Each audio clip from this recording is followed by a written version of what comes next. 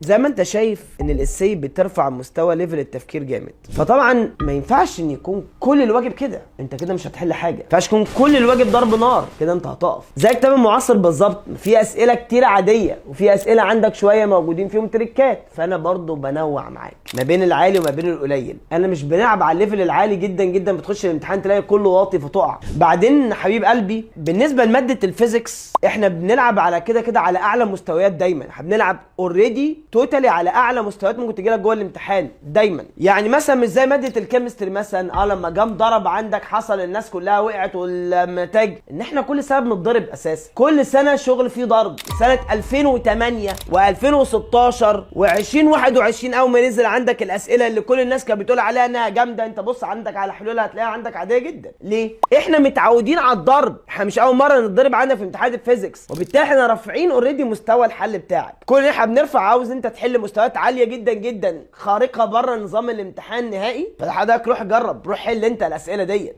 لكن ده مش نظامنا، ده مش النظام. في اسئله خارقه موجوده جوه الشغل بتاعنا هديها لك واخليك تحلها وتتمرن عندك عليها، وكل حاجه بنظامها وترتيبها ووقتها. انا مش قاعد نايم، انا عاوز ولادي يطلعوا وبقول لك اوائل جمهوريه زي كل سنه بقول الله سبحانه وتعالى ما تقلقش وما تخافش. بالتوفيق لحضراتكم والسلام عليكم.